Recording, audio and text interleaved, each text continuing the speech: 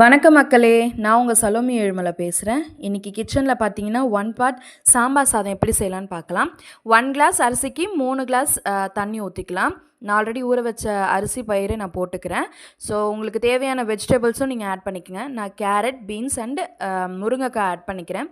உங்களுக்கு எது தேவையோ போட்டுக்குங்க. சின்ன வெங்காயம், ஒரு ஆனியன், அதுக்கப்புறம் பச்சை மிளகாய் ஆட் பண்ணி மஞ்சத்தூள், பெருங்காயத்தூள் ஆட் பண்ணிக்கலாம். சாம்பார் சாதத்துக்கு தேவையான ஸ்பெஷல் பொடி செஞ்சுக்கலாம். கடலைப்பயிறு, மிளகு, சீரகம், உளுந்து, அதுக்கப்புறம் பார்த்திங்கன்னா காஞ்ச மிளகாய், கொஞ்சம் கொத்து கருவேப்பிலை சேர்த்து நல்லா ட்ரை ரோஸ்ட் பண்ணிக்கலாம். இதை நல்லா ட்ரை ரோஸ்ட் பண்ணிவிட்டு கொஞ்சம் ஆற வச்சுட்ட பிறகு நம்ம பொடி பண்ணி எடுத்துக்கலாம். இப்போது ஒரு கடாயில் எண்ணெய் ஊற்றிக்குங்க, கடுகு போட்டுக்குங்க, அரைச்ச அந்த பொடியை இதில் ஆட் பண்ணி நல்லா வதக்கிக்குங்க. கூட கொஞ்சம் தண்ணி, அதுக்கப்புறம் புளி ஆட் பண்ணி நல்லா கொதிக்க வச்சுக்கலாம். ஸோ உங்களுக்கு தேவையான தண்ணியை நீங்கள் ஆட் பண்ணிக்கோங்க. நல்லா இது கொதி வரட்டும். ஸோ இது நல்லா கொதித்து அது பச்சை வாசனை போன பிறகு நம்ம ஒரு சைஸோ உங்களுக்கு தேவையான அளவுக்கு நீங்கள் வெல்லம் ஆட் பண்ணிக்கோங்க. பாருங்கள், இப்போது இந்த சாம்பார் சாதம் ரெடி ஆயிடுச்சு. இதில் நம்ம கொதிக்க வச்ச அந்த மசாலாவை ஊற்றிக்கலாம்.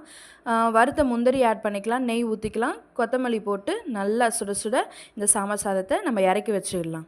பாருங்கள், எவ்வளோ சூப்பராக இருக்குது. இதுக்கு சைட் டிஷ் நீங்கள் அப்பளம், ஊறுகாய், அதுக்கப்புறம் பொட்டேட்டோ இதெல்லாம் வச்சு நீங்கள் சாப்பிட்லாம். சூப்பராக இருக்கும்.